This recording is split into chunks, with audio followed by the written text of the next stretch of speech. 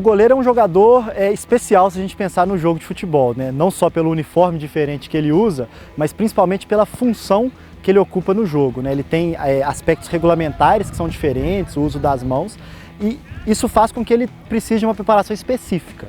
Se a gente pensar no goleiro, a gente muitas vezes imagina como responsável por defender as bolas, por salvar os gols. Mas a gente muitas vezes não tem a ideia do nível de complexidade da ação desse goleiro para chegar a defender uma bola, né?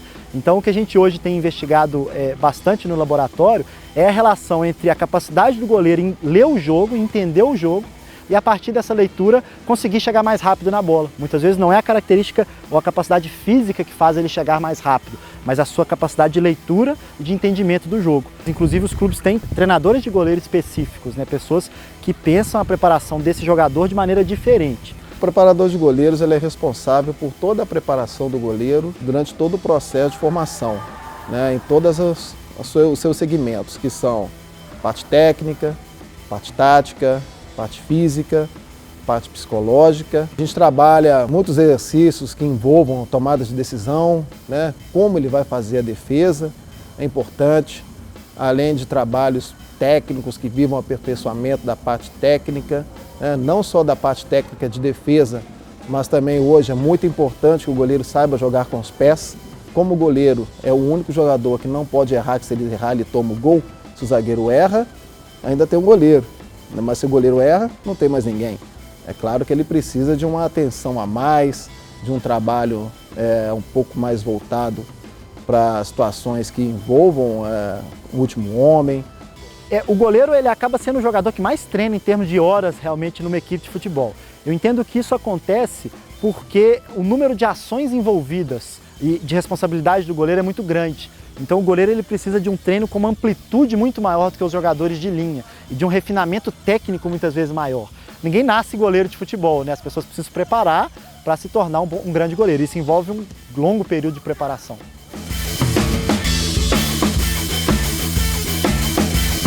A minha vontade de ser goleiro, ela surgiu desde pequeno, desde mais novo, eu sempre gostei de jogar no gol. Enquanto os jogadores fazem muito trabalho de força, trabalho específico na academia, principalmente, o goleiro ele tem que fazer o trabalho de força ligado ao que ele vai vivenciar dentro de campo. Então a gente faz muito trabalho de força, agilidade, às vezes mais que um jogador de linha. Não tem corridas muito longas, são geralmente tiros. O goleiro não precisa atravessar o campo correndo, ele precisa chegar até no máximo na linha da grande área correndo e voltar correndo. Existe uma grande injustiça na figura do goleiro, porque o goleiro ele é o profissional que mais trabalha. Então, quando eu jogava futebol, a gente brincava que o goleiro é o primeiro a entrar em campo e o último a sair.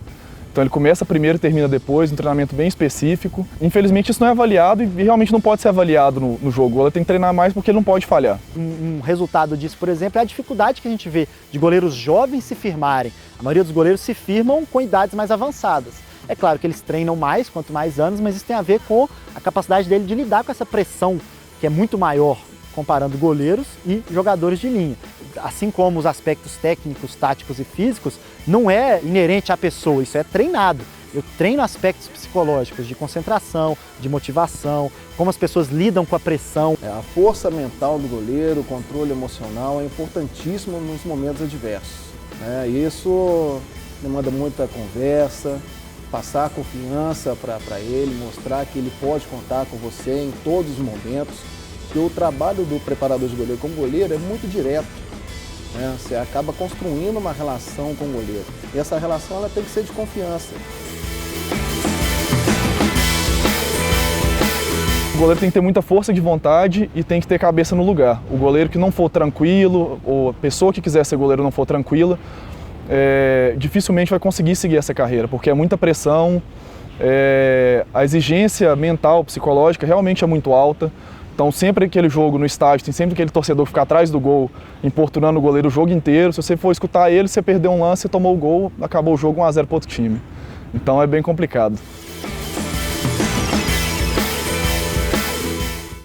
O estudo acadêmico no futebol, dentro das universidades, é muito importante para que a gente possa responder as inúmeras perguntas que ainda estão soltas, sair do modo empírico e ter um caminho a ser seguido. A UFMG ela ocupa um lugar importante relacionado aos estudos no futebol. Temos aqui hoje o grupo UFMG Soccer Science, que envolve vários laboratórios, né, e tem nos direcionado bastante. E o perfil do profissional do futebol também tem mudado muito nesse sentido.